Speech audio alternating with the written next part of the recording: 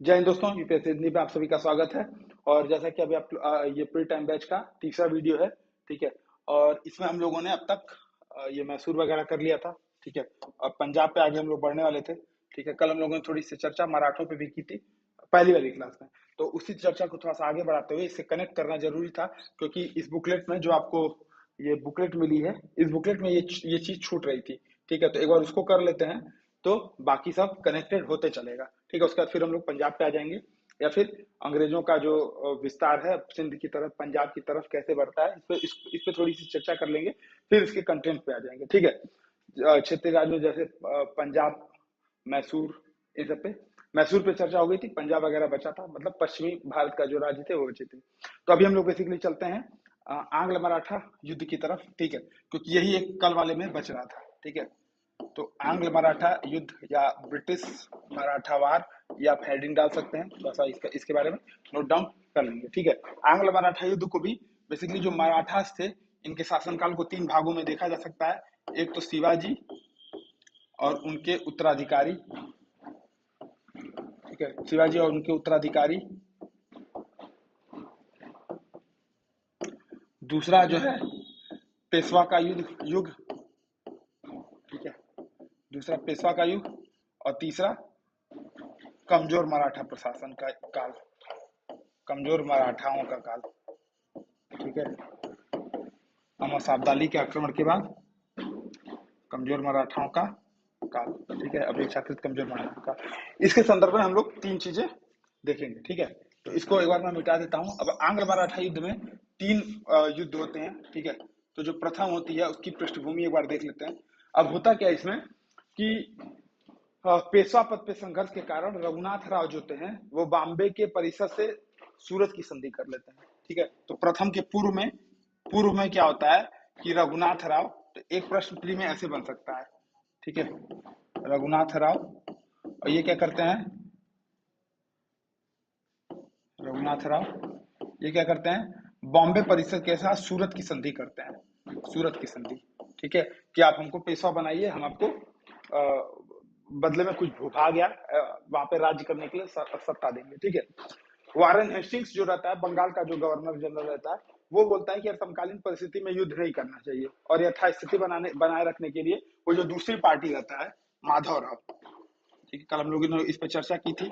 तो माधव राव के साथ क्या करता है, पुरंदर की संधि कर लेता है, ठीक है। तो एक प्रश्न ऐसे आ सकता है, पुरंदर की संधि, तो संधि दे देगा, बोलेगा मैच करिए कौन कौन था, ठीक है। तो पुरंदर की संधि करता है। लेकिन जो कंपनी के निर्देशक हैं, उनको लगता है कि नहीं, हमको प्रत्यक्ष रूप से वहां पे सत्ता बनाई रखनी चाहिए, ठीक है। तो मराठाओं से बोलते हैं कि नहीं, युद्ध करो। और युद्ध की परिस्थितियां, युद्ध होता है उनके कहने पे, भाई निर्देशक बोल रहे हैं, सरकारी कंपनी है, मतलब प्राइवेट कंपनी है, निर्देशक बोल रहे हैं, ठीक है। तो युद्ध करना पड़ेगा, युद्ध होता है। और अधिकांशतः जो है ये जो मतलब मराठा होते हैं, ये अपनी छापामार कूटनीति के माध्यम से, छापामार युद्ध नीति के माध्यम से खूब मजे चखाते हैं। और युद्ध जो है बराबरी पे समाप्त होता है सालबाई की संधि के माध्यम से, ठीक है। तो 1782 में सालबाई की संधि होता है, और ये युद्ध एक तरह से बराबरी पे समाप्त माना जाता है। अंग्रेज बोलते हैं कि भाई चलो सालबाई की संधि कर लेते हैं, तब तक टीपू सुल्तान वगैरह को निपटा लेंगे, फिर आके तुम लोग को बताते हैं, ठीक है। तो प्रथम युद्ध की ये पृष्ठभूमि रहती है, सूरत की संधि, पुरंदर की संधि, सलबाई की संधि, ये क्रोनोलॉजी भी आ सकती है, ठीक है। अब अगला क्या है कि जब आंग्ल मराठा युद्ध होता है, ठीक है, तो ये याद रखेंगे, एक बार मैं फिर से बता दे रहा हूँ। सूरत की जो संधि थी वो 1775 ईस्वी में हुई थी, तो इसकी भी एक क्रोनोलॉजी याद रखेंगे। सूरत की संधि 1775, पुरंदर की संधि 1776, ठीक है। और सालबाई की संधि 1782, सालबाई, ठीक है, सालबाई की संधि ये 1782, ठीक है। तो क्रोनोलॉजी भी थोड़ा सा देखते चलना है। अब अंग्रेज जो है अपना उधर टीपू वगैरह को हराते हैं, ठीक है। तो क्योंकि 1775 से 1785 तक का जो दौर रहता है, ये ब्रिटिश साम्राज्य के लिए संकट का दौर रहता है। एक तरफ विदेशों की बात करें तो वहाँ पे अमेरिका में स्वतंत्रता आंदोलन चल रहा होता है, ठीक है। यूरोप में भी फ्रांस, हालैंड, ये सब थोड़ा सा टक्कर दे रहे होते हैं, और निजी व्यापार के कारण आर्थिक संकट रहता ही है। फिर यहाँ पे अपना टीपू सुल्तान वगैरह भी घिरे रहते हैं। तो इन सबसे थोड़ा सा निकलते हुए, सालबाई संधि से निकलते हुए अंग्रेजों को थोड़ा सा वक्त मिल जाता है, और मराठा सोचते हैं कि चलो भाई हमारा युद्ध, हमारा भूमि है, हम कहाँ जाने वाले हैं। अब ये लोग बैठ के वेट करते हैं और इधर अंग्रेज जो है अपना विकेट गिराते हुए, अच्छा उधर से नेपोलियन बोनापार्ट के भी हमले का आशंका रहता है। अब इसी में आता है सेकंड आंग्ल वार, ठीक है, सेकंड आंग्ल मराठा, ठीक है, ये 1803 से 5 के बीच, 3 से 5 के बीच। अच्छा इस समय जो है 3 से 5 के बीच लॉर्ड वेलजली जो है वो गवर्नर जनरल रहता है, आगे हम लोग देखेंगे भी, ठीक है। वो बोलता है कि नहीं, ये थोड़ा सा संकट बन सकते हैं और इनको निपटाना पड़ेगा, ठीक है। लॉर्ड वेलजली गवर्नर रहता है, बोलते हैं संकट बन सकता है, ठीक है। तो अंग्रेजों की महत्वाकांक्षा यहाँ पे जागती है, लॉर्ड वेलजली आक्रामक नीति वो करता है। उसको सबसे बड़ी बात है कि नेपोलियन के आक्रमण का भय रहता है, ठीक है। मराठों की आंतरिक परिस्थितियां जो रहती हैं कुछ इस प्रकार रहती हैं, जैसे पेशवा पद को लेकर के मराठों में संघर्ष होता ही है, ठीक है। 1802 में क्या होता है, 1802 के लगभग में होलकर कब्जा कर लेता है, ठीक है। होलकर आक्रामक हो जाता है, पूर्णा पे कब्जा कर लेता है, ठीक है। और बाजीराव जो सेकंड था, ठीक है, माधवराव के बाद बाजीराव सेकंड, ये क्या करता है, अंग्रेजों से मदद मांगता है, मदद मांगता है। और फिर इसमें बाद मदद मांगने के बाद द्वितीय युद्ध, एक तरफ मदद मांगता है बाजीराव सेकंड, और इसमें अंग्रेज मदद के लिए सहमत होते हैं और बसीन की संधि की जाती है, ठीक है, बसीन की संधि की जाती है। और एक तरह से माधवराव बाजीराव टू के लिए अंग्रेज भिड़ते हैं कि ठीक है चलो जीतेंगे तो हम लोग वो करेंगे, ठीक है। तो मराठा सरदारों ने संधि के विरोध का निर्णय लिया, जो अन्य मराठा सरदार रहते हैं वो करते हैं कि नहीं भाई इस संधि पे हम लोग शामिल नहीं होंगे, ठीक है। और इसी के साथ द्वितीय आंग्ल मराठा युद्ध की शुरुआत होती है। इसमें परिणाम के तौर पर अगर इस आंग्ल मराठा युद्ध को एक बार मोटी मोटा तौर पे देखा जाए तो इसमें मराठाओं की पराजय होती है, ठीक है। इसमें सीधे सीधे मराठाओं की पराजय, तो द्वितीय आंग्ल मराठा युद्ध लिखेंगे, लॉर्ड वेलेस्ली लिखेंगे, यहाँ पे लिखेंगे मराठा हारे, ठीक है। तो एक काम ये करिएगा कि जितने भी युद्ध हो रहे हैं तो मराठा युद्ध, आंग्ल मराठा युद्ध, पहला दूसरा तीसरा ऐसे करके लिखते जाएंगे। इसमें लिखना क्या है, कब लड़ा गया था, कौन गवर्नर था और परिणाम क्या हुआ, ये मुख्य बात है। और कुछ अगर एक आध दो पॉइंट, जैसे पिछले वाले में बताया था मैंने, जो पिछला वो था उसमें हम लोगों ने बताया था कि सूरत की संधि और पुरंदर की संधि और एक सलवाई की संधि, फिर यहाँ पे आप लिख लेंगे बसीन की संधि, ठीक है। तो क्रोनोलॉजी में बसीन की संधि भी दे देगा तो आप इस पे आराम से कोई दिक्कत नहीं होगा, ठीक है। उसके बाद से क्या हुआ, इसमें बसीन की संधि होती है, फिर देवगांव की संधि और एक सुरजी अर्जन गांव की संधि होती है। अंग्रेज उसको बाध्य करते हैं, भाई अब तुमको करना पड़ेगा, ठीक है। तो बसीन की संधि एक, इसी में आगे फिर होता है देवगांव की संधि, ठीक है। विभिन्न संधियां होती हैं, याद करने की जरूरत नहीं है, लेकिन लिख लेंगे तो फायदा रहेगा। और एक सुरजी अर्जन गांव, सुरजी अर्जन गांव इनकी संधि होती है, सुरजी अर्जन गांव, ठीक है। ये तीन संधियां इस सेकेंड आंग्ल मराठा युद्ध में भी इंपॉर्टेंट हो जाती हैं। एक प्रश्न इस पे ऐसे बन सकता है कि बसीन की संधि या देवगांव की संधि या सुरजी अर्जन गांव की संधि, ये किस से रिलेटेड है, आपको ऑप्शन दे देगा आंग्ल मराठा, आंग्ल मैसूर, ठीक है, कर्नाटक युद्ध, ऐसे करके आपको ऑप्शन देगा। सही उत्तर हो जाएगा इसमें आंग्ल मराठा, ठीक है। अब परिणाम जो है इसमें क्या निकलता है, जाहिर सी बात है, कौन महोदय इसमें गवर्नर थे, तो वेलजली महोदय किस लिए प्रसिद्ध थे, सहायक संधि के लिए, मराठाओं को भी सहायक संधि में बांध लेते हैं, ठीक है। अब क्या होता है, इसके बाद तीसरा युद्ध होता है, तीसरा आंग्ल मराठा युद्ध होता है, ठीक है। तो 1803 से 1805 तक सेकंड चलता है। इसके बाद अंग्रेजों को फिर कुछ समय चाहिए होता है, तो ये सुरजी अर्जन गांव और देवगांव की संधि और बसीन की संधि के माध्यम से बोलते हैं कि ठीक है मराठा भैया लोग, आप लोग थोड़ा सा देख लीजिए, हम लोग जो है आगे इसको आगे बताते हैं आपको, ठीक है। अभी थोड़ा सा हम लोग यहाँ से निपट लें, ठीक है। और वेलजली को बुला भी लिया जाता है, तो वेलजली फाइनल यहाँ पे नहीं करता है और तृतीय आंग्ल मराठा युद्ध के लिए स्कोप छोड़ देता है, ठीक है। तो थर्ड आंग्ल मराठा युद्ध होता है। इसमें क्या होता है, मराठाओं की पराजय, तो इसमें सीधे क्या है, मराठा की पराजय और पेशवा का पद समाप्त, ठीक है। मराठा की पराजय, पेशवा पद समाप्त, ये 1817 से 18 के मध्य, ठीक है, 1817 से 18 के मध्य। और इसमें लॉर्ड हेस्टिंग्स, ध्यान दीजिएगा वारन हेस्टिंग्स नहीं थे, ठीक है। तो लॉर्ड हेस्टिंग्स इस समय गवर्नर रहते हैं, लॉर्ड हेस्टिंग्स वारन हेस्टिंग्स से कंफ्यूज नहीं होना है, ठीक है।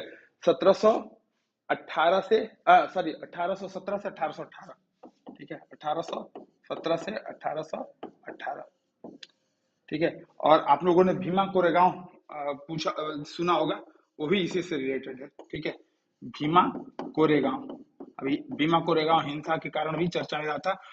ठीक है, तो भीमा कोरेगांव वो इसी से रिलेटेड है। अंग्रेजों ने दलितों की सहायता लेकर के मराठाओं को पराजित किया था। ठीक है, तो भीमा कोरेगांव से रिलेट ये प्रश्न इस पे एक बन सकता है। अब इसमें होता क्या है कि शिवाजी के जो उत्तराधिकारी रहते हैं उनको सतारा में छोड़ दिया जाता है। बाद में हम देखेंगे सतारा से भी संधि की जाती है। ठीक है, शिवाजी के उत्तराधिकारी को बोला जाता है कि आप वहां पे रहिए। ठीक है, शिवाजी के उत्तराधिकारियों को सतारा तक सीमित, ठीक है, तो के उत्तराधिकारी सतारा तक सीमित कर दिए जाते हैं। ठीक है, सतारा तक सीमित कर दिए जाते हैं, सतारा तक सीमित। देखिए इतिहास की एक सीमा ये है कि इसमें फैक्टों की भरमार है और आप फैक्ट फैक्ट फैक्ट फैक्ट खेलते रह जाएंगे। ठीक है, तो थोड़ा सा समझते हुए चलेंगे। तो इसीलिए मैंने आंग्ल मराठा युद्ध और कर्नाटक युद्ध, आंग्ल मैसूर युद्ध, जितने भी युद्ध थे लगभग कोशिश किया हूँ कि एक साथ आपको बता दूं। जैसे बुक में बहुत ज्यादा बिखराव वाला दिया हुआ है। ठीक है, तो जो जनवरी 1818 में भीमा कोरेगांव युद्ध होता है उसमें पेशवाओं की हार होती है, मराठा पराजित होते हैं, पेशवा का पद समाप्त होता है, शिवाजी के उत्तराधिकारियों को सतारा तक सीमित कर दिया जाता है। ये तीन बेसिकली आंग्ल मराठा युद्ध थे। इसके बाद उत्तर पश्चिम में अंग्रेज विस्तार करते हैं। तो हम लोग चलते हैं फिर से अपने पीडीएफ की तरफ। ठीक है, मैं आप लोग को फिर से पीडीएफ पे ले चलूंगा।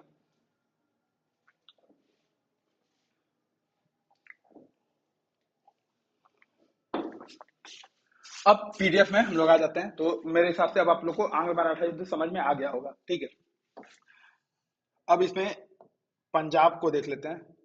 ठीक है, पंजाब बचा था। पंजाब जो रहता है वो बेसिकली साम्राज्य के रूप में नहीं रहता है। ठीक है, इसमें जो सिख साम्राज्य की स्थापना होती है ये महाराजा रणजीत सिंह, ठीक है, ये कहा गया, तो महाराजा रणजीत सिंह, ठीक है, इसमें माना जाता है कि महाराजा रणजीत सिंह की इनको इसीलिए शेर पंजाब भी बोला जाता है कि सिख साम्राज्य की स्थापना। बेसिकली होता क्या है कि जो पंजाब है वह मिसलों में विभाजित रहता है, मिसल। ठीक है, और इसमें कई सारे मिसल रहते हैं, 12 प्रमुख हैं, जैसे आहूवालिया, मोन्टेक वालिया, ठीक है, रामगढ़िया, नकई, कन्हैया, उल्ले वालिया, सिंहपुरिया, करुण सिंघिया, ऐसे करके गांव के नाम पे। ठीक है, जहाँ पे जो गांव के रहते हैं, जैसे सुकर चकिया भी एक मिसल थी, और अंत में सुकर चकिया मिसल एक प्रमुख मिसल के तौर पर उभरती है महाराजा रणजीत सिंह के शासनकाल में। ठीक है, शहीद थी, शहीद मिसल भी थी। ठीक है, तो इन 12 मिसलों को, ठीक है, जो 12 प्रमुख मिसलें थी उनको लेकर के सिख साम्राज्य की स्थापना के कारण महाराजा रणजीत सिंह प्रमुखता पाते हैं। ठीक है, इनका जन्म जो है वो 13 नवंबर 1780 को सुकरचकिया मिसल के मुखिया महासिंह के घर हुआ था। ये बेसिकली इस समय पूर्वी पाकिस्तान, सॉरी, पश्चिमी पंजाब में अब है। ठीक है, ये पश्चिमी पंजाब यानी कि पाकिस्तान में है। ठीक है, पश्चिमी पंजाब यानी कि पाकिस्तान में ये जगह है। पाकिस्तान का शहर है गुजरावाला। ठीक है, गुजरावाला में है। अब इसमें बात ये आती है कि इसमें कई सारे फैक्ट दिए, उन फैक्टों को मतलब मेरे हिसाब से देखने की जरूरत नहीं है। ठीक है, एक चीज आपको इसमें जो ध्यान देने वाली बात यह है कि यहाँ पे चिनाब नदी में जमान शाह की तोपों को निकाल करके देने का काम किया था इन्होंने। ठीक है, अब जमान शाह कौन थे? तो इसमें अहमद शाह अब्दाली का आप लोगों ने नाम सुना था, अहमद शाह अब्दाली का। ठीक है, अहमद शाह अब्दाली का लड़का था तैमूर शाह। ठीक है, इसमें बहुत फैक्ट इधर उधर भटका हुआ है। तो तैमूर शाह का लड़का था जमान शाह। ठीक है, तो एक तरह से कह सकते हैं उसका पोता था अहमद शाह अब्दाली का। ठीक है, तो जमान शाह, और जमान शाह फिर इसको क्या बोलता है कि ठीक है आप लाहौर हम आपको दे देते हैं। ठीक है, मतलब अप्रिसिएट करता है। अच्छा, एक चीज इसमें यह है कि इनकी मृत्यु के बारे में नहीं बताया है। ठीक है, इनकी मृत्यु 1839 में होती है, और उसी के बाद आप देखेंगे कि 2 आंग्ल सिख युद्ध होते हैं। ठीक है, तो 1839 में इनकी मृत्यु हो जाती है। ठीक है, 1839 में ये कहीं दिया नहीं था। ठीक है, अच्छा, दूसरा चीज क्या है, एक चीज इन पे और ध्यान रखना है कि जो जितने भी 12 मिसलें थी, ठीक है, इन 12 मिसलों को मिला करके खालसा की स्थापना की जाती, मतलब इन 12 मिसलों को मिला करके खालसा बोल दिया जाता है। ठीक है, खालसा, खालसा। और जो भी ये संधियां करते थे बेसिकली वो सरबत खालसा के नाम पे। ठीक है, अब सरबत खालसा क्या है? तो ये बेसिकली सरबत खालसा, ये बेसिकली सरबत खालसा के नाम पे संधियां करते थे। ये बेसिकली क्या थी, दो बैठकें थी, जैसे एक बैठक होती थी बैसाखी के दिन, एक बैठक होती थी दिवाली के दिन, ठीक है। इन बैठकों में अप्रूव कराया जाता था। तो बस आपको ये ध्यान रखना है कि खालसा, अगर ये प्रश्न आए कि पूर्व आधुनिक काल, आधुनिक युग में सरबत खालसा या खालसा से आप क्या समझते हैं, ठीक है। तो ये बेसिकली जो मिसलें थी, मिसलों को 12 मिसलों को मिला करके बोला जाता था। सिख धर्म से इसको कंफ्यूज नहीं होना है, ठीक है। एक चीज का ये ध्यान रखना है। दूसरा क्या था कि इन्होंने इनकी जो राजधानी थी उसको थोड़ा सा एक बार ध्यान रखिए, ठीक है। अभी हाल ही में 2019 में इनकी मूर्ति को तोड़ दिया गया था, तो चर्चा में थे, ठीक है। तो लाहौर इनकी राजनीतिक राजधानी थी और अमृतसर इनकी धार्मिक राजधानी थी। जो अमृतसर का स्वर्ण मंदिर है, इसको स्वर्ण मंडित इन्होंने ही कराया था। स्वर्ण मंडित यानी कि इस पर सोना जड़वाया था, ठीक है। तो ये चीज इंपॉर्टेंट है, जब तक रहे तब तक शान से रहे, ठीक है। इसके बाद जो है, जब ये चले जाते हैं, तो अंग्रेजों की जो नीति इसमें उभर के सामने आती है, वो बेसिकली करते क्या है कि संधि करके रोके रहते हैं इनको। जैसे अमृतसर की संधि का भी ऊपर जिक्र होगा, ठीक है।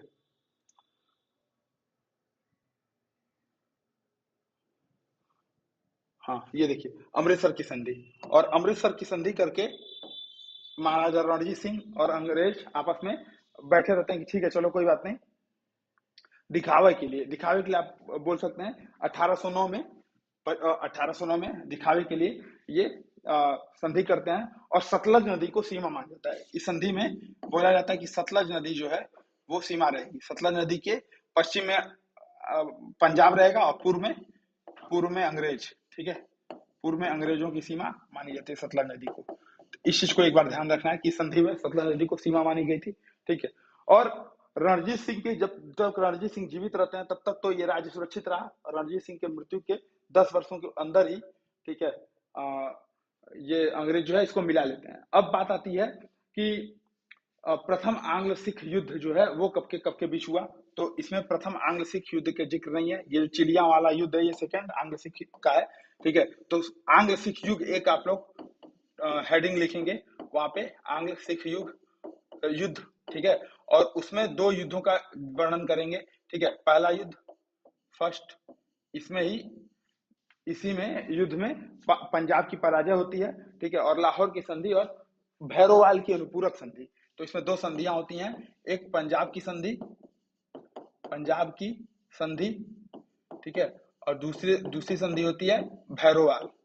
अंग्रेजों को लगता है नहीं नहीं कुछ बचा रह गया है, तो भैरोवाल की संधि में भी सब मनवा लेते हैं, ठीक है। तो पंजाब की संधि, भैरोवाल की संधि, ये प्रथम आंग्ल सिख युद्ध से संबंधित है। एक प्रश्न में ऐसे पूछ सकता है, ठीक है।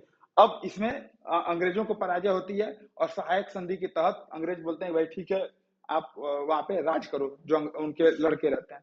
लेकिन अंग्रेजों का मन इससे नहीं बढ़ता है, बोलते हैं नहीं भाई अब हमको तो प्रत्यक्ष शासन चाहिए, ठीक है। तो सेकंड आंग्ल सिख युद्ध होता है, और उसमें एक चिलिया वाला युद्ध होता है, ठीक है।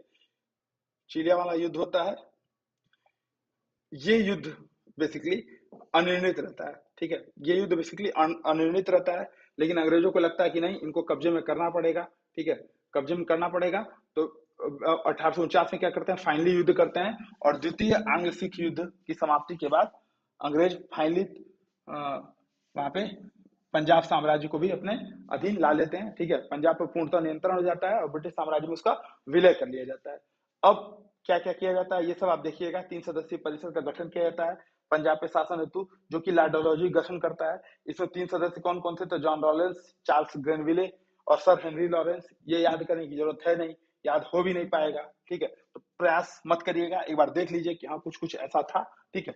इतना से काम चल जाएगा, बस संधियां थोड़ा सा देखते चलिए। अब अंत में इस संधि के बाद एक जो इनके वंशज रहते हैं वो 5 साल या 10 साल के रहते हैं, मुझे एग्जैक्ट याद नहीं आ रहा है, दिलीप सिंह, ठीक है। दिलीप सिंह 5 या 10 साल के रहते हैं। इनको क्या किया जाता है, ये सिख साम्राज्य के अंतिम शासक रहते हैं, ठीक है। इनको भेज दिया जाता है कहाँ पे, इंग्लैंड में भेज दिया जाता है, और ये वहीं पे मर जाते हैं, और धर्म परिवर्तन सिख से ईसाई बन जाते हैं, ठीक है। पेंशन देकर के इनको भेज दिया जाता है। तो ये चीज थोड़ा सा देखना है दिलीप सिंह का। अभी हाल ही में मांग की गई थी, ये चर्चा में क्यों थे, क्योंकि हाल ही में मांग की गई थी कि जो इनके अवशेष हैं उनको भारत लाया जाए, ठीक है। तो ये वहीं पे मरे थे, ईसाई धर्म इन्होंने अपना लिया था।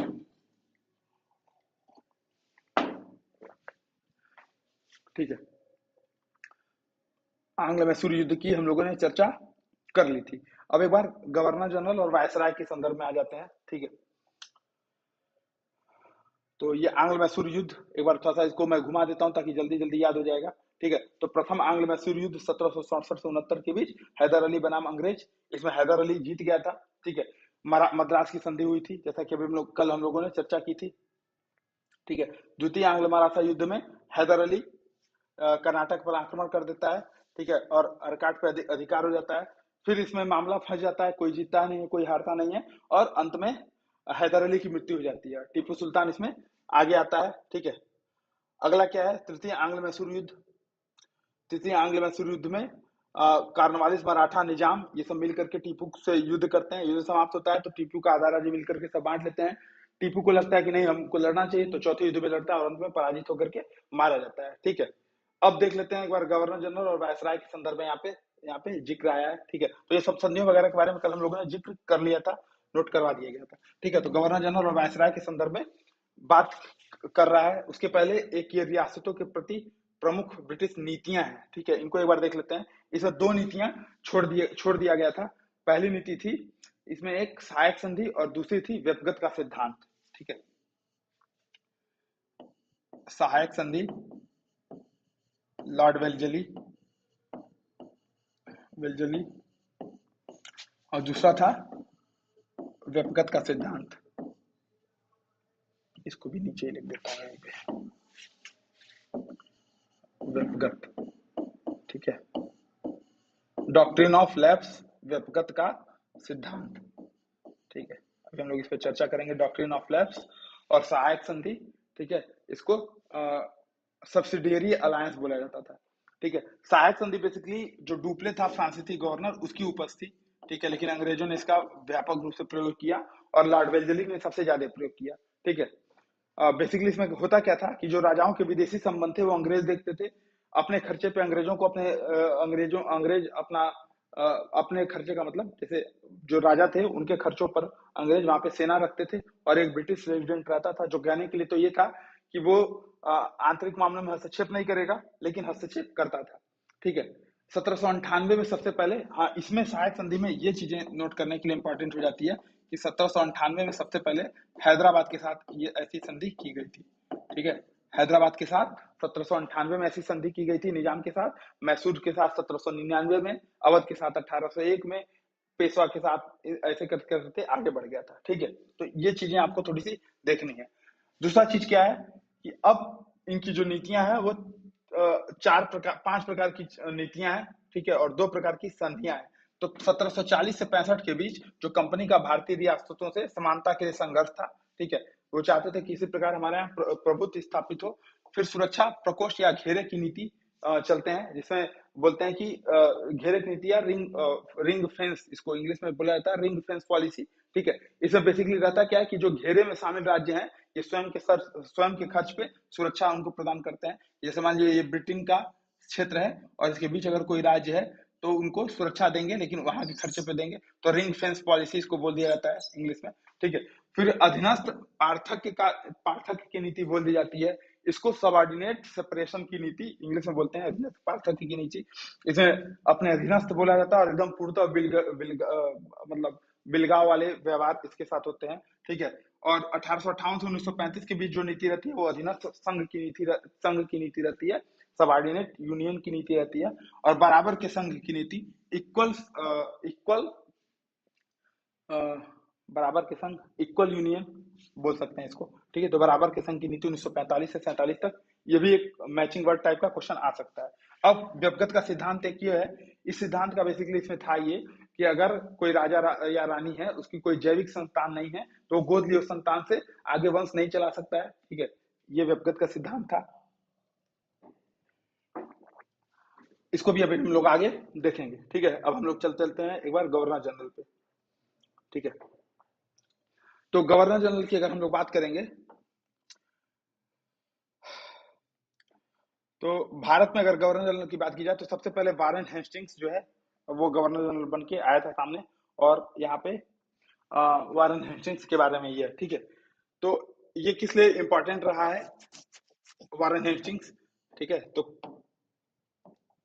वारेन हेस्टिंग्स 1773 से 1785, 773 से 785, ठीक है। मैं एक बार कोशिश ये करूंगा कि गवर्नर जनरल की जो लिस्ट है वो आप लोग को दे दूं, या फिर यहाँ पे आप लोगों को कम से कम ये पता चले कि हाँ कब से कब तक ये गवर्नर जनरल रहे हैं, ठीक है। तो 1773 से 1785 तक वारेन हेस्टिंग्स बंगाल के गवर्नर जनरल बन के रहते हैं, ठीक है। इसमें होता क्या है कि बंगाल में द्वैत शासन की समाप्ति इन्होंने में भूमिका निभाते हैं, और बंगाल के प्रथम गवर्नर जनरल नियुक्त होते हैं। बहुत ज्यादा पैसा कमाते हैं, इंग्लैंड भी जाते हैं, तो वहां पे इनको महाभियोग की मुकदमे का सामना करना पड़ता है, ठीक है। उसके बाद लॉर्ड कॉर्नवालिस 1786 से 1793, ठीक है, सेकंड नंबर पे 1786 से 93, ठीक है। ये थोड़ा सा आप लोग यहाँ पे देखिएगा।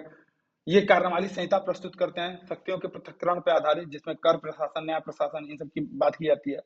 माना जाता है कि भारत में प्रसंविधाबद्ध सिविल सेवाओं का प्रारंभ ये करते हैं, और ये लॉर्ड कॉर्नवालिस की जो कब्र है वो गाजीपुर में ही है, ठीक है। ये एक इंपॉर्टेंट हो जाता है प्रीसियस के लिए, ठीक है, कि लॉर्ड कॉर्नवालिस को कहाँ दफनाया गया था, या ऐसे पूछ सकते हैं कि लॉर्ड कॉर्नवालिस की कब्र निम्नलिखित में से कहाँ है, तो ऑप्शन दे सकते हैं 2-4, ठीक है। तो ये हो जाता है।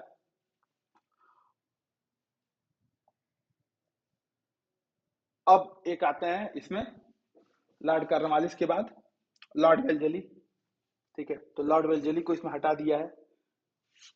मैं यहाँ पे तीसरा नोट कर दे रहा हूँ, जैसे इसमें थोड़ी थोड़ी चीजें भटकी भटकी दी हुई हैं, ठीक है। तो तीसरा कौन था? लॉर्ड वेलजेली, ठीक है, लॉर्ड वेलजेली। और लॉर्ड वेलजेली का शासनकाल जो रहता है वो 1798 से 1805 तक, 1798 से 1805 तक, ठीक है। ये बेसिकली सहायक संधि प्रणाली और चौथे आंग्ल मैसूर युद्ध और दूसरे मराठे युद्ध के कारण चर्चा में रहता है, ठीक है। तो लॉर्ड वेलजेली का आ गया, ठीक है, तीसरा लॉर्ड वेलजेली हो गया। चौथा इसके बाद आते हैं लॉर्ड मिंटो, जो रणजीत सिंह के साथ अमृतसर की संधि करते हैं, जैसा कि हम लोगों ने ऊपर चर्चा की थी, ठीक है।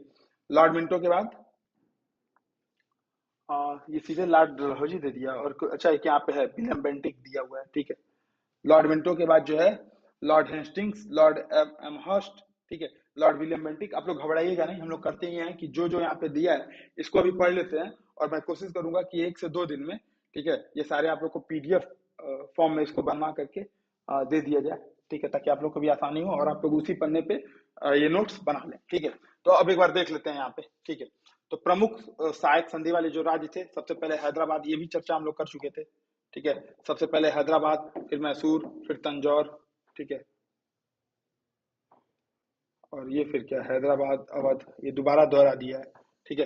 तो ऐसे करके ये चक्र घुमा है, इसको एक बार आप लोग देख लेंगे, ठीक। सहायक संधि पे इस पे चर्चा हो चुकी थी।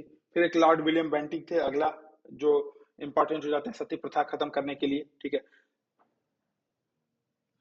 तो ये बेसिकली 1828 में नियुक्त होते हैं। बालिका शिशुवध, सती प्रथा की खत्म करने के लिए इनको जाना जाता है। ठगी का उन्मूलन के लिए माना जाता है, ठीक है। भारत के प्रथम गवर्नर जनरल के रूप में ये नियुक्त होते हैं, ठीक है। तो ये थोड़ा सा इनके लिए, इनके साथ इंपॉर्टेंट हो जाता है। बाकी इसमें कोई भी फैक्ट इंपॉर्टेंट नहीं है परीक्षा के दृष्टिगत, ठीक है। फैक्ट बहुत ज्यादा है लेकिन कोई इंपॉर्टेंट फैक्ट नहीं है। एक लॉर्ड डलहौजी इंपॉर्टेंट हो जाता है यहाँ पे, ठीक है। पूरा फैक्ट फैक्ट ही है, खेलना है फैक्ट फैक्ट के साथ। 1848 से 1856 के बीच इनका शासनकाल रहता है। अवध का विलय करते हैं कुशासन के आरोप में। भारत के में रेल के निर्माण में मेंस में तो प्रश्न बनता ही है, ठीक है। तो लॉर्ड डलहौजी पे प्रश्न आ सकता है कि निम्नलिखित में से किसका किसका आरंभ लॉर्ड डलहौजी ने किया, ठीक है। तो रेलवे निर्माण, ठीक है, निम्नलिखित में से कौन कौन लॉर्ड डलहौजी निम्नलिखित में से किसके लिए प्रसिद्ध था, ठीक है। तो एक आपको ऑप्शन दे सकता है कि भारत में रेलवे निर्माण, दूसरा डाक सेवा का आरंभ, तीसरा सार्वजनिक निर्माण विभाग की स्थापना, ठीक है। तो ये सब चीजें आपको दे सकता है ऑप्शन, तीनों ऑप्शन इसमें सही हो जाएंगे, ठीक है। एक बार ये देख लेते हैं कि व्यक्तिगत के सिद्धांत के तहत ये जो विलय करता है, ठीक है। अभी व्यक्तिगत का सिद्धांत मैंने बताया था। इसमें बेसिकली होता क्या है कि अगर किसी राजा रानी को जैविक पुत्र नहीं होता तो उसके राज्य को ब्रिटिश हड़प लेते हैं। तो 17 1848 में, जैतपुर और संबलपुर 49 में, ठीक है। ऐसे ही बघाट, उदयपुर, झांसी इसमें इंपॉर्टेंट है 1853, ये एक बार थोड़ा सा देख लीजिएगा। ठीक है। भारत में विद्युत तारिका प्रारंभकर्ता इसको इनको माना जाता है। ठीक है। तो ये जो है इसलिए इंपॉर्टेंट रहता है। अच्छा, एक प्रश्न इसमें ऐसे आता है कि ब्रिटिश उपनिवेशवाद के कितने चरण थे। तो ब्रिटिश उपनिवेशवाद के बेसिकली 3 चरण थे। ठीक है। पहला था वाणिज्यवाद, ब्रिटेन वाले आते हैं भारत में व्यापार करने के उद्देश्य से। इसको 1757 से 1813 तक माना जाता है, जब ईस्ट इंडिया कंपनी का व्यापार पे एकाधिकार समाप्त करने की बात होती है। औद्योगिक मुक्त व्यापार का क्षेत्र समय माना जाता है 1813 से 1807 तक। ठीक है। 1807 के बाद वित्तीय पूंजीवाद का चरण शुरू होता है। ये व्यापारिक दृष्टि से उपनिवेशवाद के चरण माने जाते हैं। ठीक है। तो इनको थोड़ा सा एक बार देख लीजिएगा। फिर इसमें आ जाते हैं लॉर्ड कैनिंग। तो लॉर्ड कैनिंग भारत में ब्रिटिश के प्रथम गवर्नर जनरल बन के आते हैं। ठीक है। अच्छा, लॉर्ड कैनिंग पहले लॉर्ड एलनब्रो है। देखिए ये पीडीएफ में ऊपर नीचे दिया हुआ है, कोई बात नहीं। ठीक है। तो लॉर्ड एलनब्रो ये दास प्रथा के उन्मूलन के लिए जाने जाते हैं। ये थोड़ा सा इंपॉर्टेंट है। सिंध का पूर्ण रूप से ब्रिटिश साम्राज्य में विलय होता है। लॉर्ड मेयो क्यों जाने जाते हैं, तो प्रथम जनगणना के लिए। अंडमान निकोबार में इनकी हत्या कर दी जाती है शेर खान नाम के व्यक्ति के द्वारा। ठीक है। शेर अली अफरीदी या शेर खान। ठीक। उसके बाद एक ये थे लॉर्ड कैनिंग, छूट गए थे। तो ये ब्रिटिश भारत के प्रथम वायसराय बन के सामने आते हैं। विधवा पुनर्विवाह अधिनियम, कल हम लोगों ने इस पर चर्चा की थी। ठीक है। और महारानी की उद्घोषणा जो लॉर्ड कैनिंग पढ़ के सुनाते हैं इलाहाबाद में। तो एक प्रश्न इसमें ऐसे बनता है, प्रश्न पूछा भी है कि निम्नलिखित में से किस स्थान पर महारानी की उद्घोषणा लॉर्ड कैनिंग ने पढ़ी थी। ठीक है। ऑप्शन आपको दे दिया जाएगा, इलाहाबाद या प्रयागराज, जो भी आपको बोलना है। दूसरा ऑप्शन दे दिया जाएगा कलकत्ता। ठीक है। तीसरा ऑप्शन दे दिया जाएगा दिल्ली। ये बहुत कंफ्यूजिंग वाला प्रश्न है। ठीक है। तीसरा ऑप्शन दिल्ली दे दिएगा, चौथा दे दिएगा लंदन। ठीक है। तो अब उन लोग कंफ्यूज होंगे, इलाहाबाद कोई सोचेगा ही नहीं। लोग सोचेंगे यार कलकत्ता में पहले शुरू में राजधानी थी, फिर दिल्ली में राजधानी ले आए, हो सकता है लंदन में दिया हो, इलाहाबाद पे ध्यान ही नहीं जाएगा। लेकिन इलाहाबाद में लॉर्ड कैनिंग द्वारा उद्घोषणा की गई थी। इसमें ईस्ट इंडिया कंपनी के शासन की समाप्ति की बात की गई थी और भारत के शासन को बोल दिया गया था कि आप सीधे महारानी हैंडल करेंगे। ठीक है। लॉर्ड एलनबरो इन सब की चर्चा हो गई थी। अब हम लोग चलते हैं जो भू राजस्व व्यवस्था थी उसके संदर्भ में।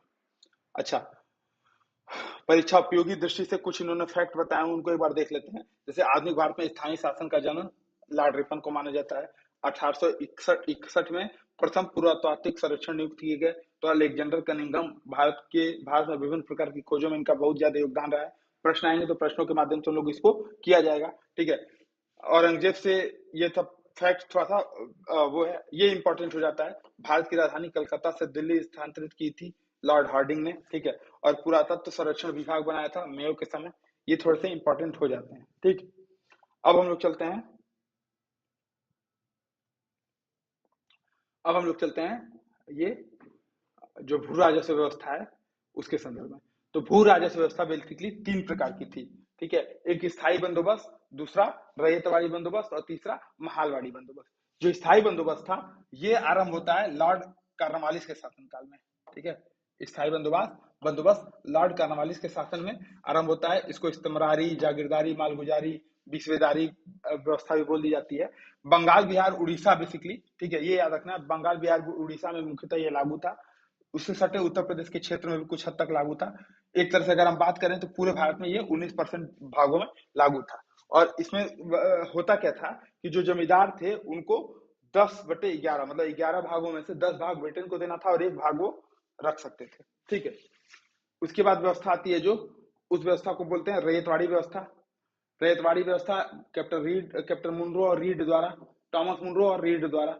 ठीक है। ये बेसिकली शुरुआत किया जाता है तमिलनाडु के बारामहल जिले से और मद्रास बंबई के हिस्सों से लेकर के कुछ हद तक पूर्वी बंगाल, असम, मतलब बिखरा बिखरा था। लेकिन ब्रिटिश भारत के सबसे बड़े भूभाग पे 51% भाग पे ये लागू था। ठीक है। तो रैयतवाड़ी व्यवस्था कितने परसेंट भाग पे लागू थी, तो 19%। और ये कितनी सॉरी स्थायी बंदोबस्त कितने परसेंट भागों पे लागू थी, तो 19%। रैयतवाड़ी व्यवस्था कितने पे लागू थी, तो 51%। तो जाहिर सी तो बची व्यवस्था 39% किस पे लागू होगी, 31% वो मालगाड़ी व्यवस्था। ठीक है।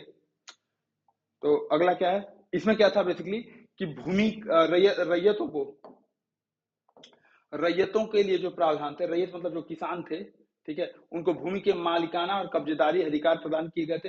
कृषक भू स्वामित्व की स्थापना हुई थी, लेकिन लगान की दर उच्च थी। इसके प्रभाव जो है हम लोग आगे पढ़ेंगे, ठीक है। महलवाड़ी पद्धति क्या थी? इसमें प्रत्येक महल मतलब गांव, ठीक है, इसमें प्रत्येक गांव को महलों में बांटा गया था, ठीक है। गांव का, ठीक है, ग्राम समाज ही सम्मिलित भूमि या अन्य भूमि का स्वामी था। एक व्यक्ति को रख देते थे जो ग्राम प्रधान होता था, उसकी जिम्मेदारी होती थी कि वो जितने भी लोग हैं उनसे राजस्व इकट्ठा करके दे, ठीक है। और उत्तर प्रदेश, मध्य प्रांत तथा पंजाब में कुछ परिवर्तनों के साथ यह व्यवस्था लागू थी। कुल ब्रिटिश भारत में बात की जाए तो 30 से 31% भूमि पे ये क्षेत्र पे ये व्यवस्था लागू थी, ठीक है। अब आज का जो है ये अंतिम टॉपिक है, धन के बहिर्गमन का सिद्धांत। तो इस प्रकार जो ये ऊपर वाला जो टॉपिक है, इसमें आप लोग ये ध्यान देंगे कि महलवाड़ी व्यवस्था लगभग 30 से 31% भागों में, रैयतवाड़ी व्यवस्था लगभग 51% भागों में, और स्थायी बंदोबस्त लगभग 19% भागों में लागू था। कौन कौन शुरू किए थे, कौन कौन कहाँ कहाँ लागू था, ये हो सके तो एक मैप बना करके इंडिया के मैप पे आप लोग इसको रख लें ताकि याद रहेगा, ठीक है। अब एक धन के बहिर्गमन का सिद्धांत आता है, ड्रेन ऑफ वेल्थ थ्योरी, ठीक है, धन के बहिर्गमन का सिद्धांत, ठीक है। और इसके सबसे पहले प्रतिपादक जो थे वो दादा भाई नौरोजी थे, ठीक है। तो दादा भाई नौरोजी इसके सबसे पहले प्रतिपादक थे, ठीक। अब इसमें क्या था कि भारतीय जो धन संपत्ति थी, ठीक है, इसी में प्रश्न भी यूपीएससी मेंस में, यूपीएससी और यूपीएससी पीसीएस मेंस में ये प्रश्न आया था कि गंगा नदी, अंग्रेज जो है वो स्पंज की भांति थे, जो गंगा नदी से धन लेते थे और ले जा करके टॉमस या टेम्स नदी में गिरा देते थे, ठीक है। तो ये बेसिकली क्या था कि भारतीय धन और संपत्ति, ठीक है, इसका प्रभाव कहाँ हो रहा है?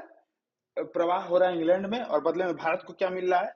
कुछ नहीं, ठीक है। तो ड्रेन ऑफ वेल्थ थ्योरी थी बेसिकली, दादा भाई नौरोजी के सबसे पहले इन्होंने शुरुआत किया था, ठीक है। इसमें एक चीज ध्यान रखने वाली बात यह है कि इसमें एमजी रानाडे, आरसी दत्त, ठीक है, 2-3 लोग इसमें थे, यहाँ पे नाम आया होगा, एक मिनट,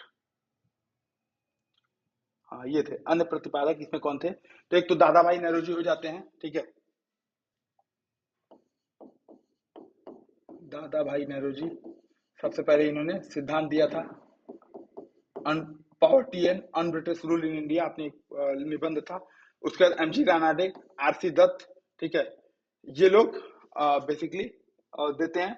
और भारतीय राष्ट्रीय कांग्रेस, जब हम लोग कांग्रेस का अधिवेशन पढ़ेंगे तो उसमें देखेंगे कि जो 1896 का अधिवेशन होता है उसमें इस बात पे स्वीकृति होती है कि ये जो धन का बहिर्गमन है वो बेसिकली हो रहा है, ठीक है। तो एक चीज इस फैक्ट को ध्यान में रखना है। अब ध्यान देने वाली बात यह है कि जैसा कि इसमें बताया गया था कि सरकार की जो खरीद नीति है, ठीक है, धन के बहिर्गमन को कैसे करते थे? एक तो भारत को कच्चे माल के उत्पादक के तौर पे देखते थे, ठीक है, यानी कि यहाँ से कोई चीजें लेंगे नहीं, कच्चा माल यहाँ से लेके जाएंगे ब्रिटेन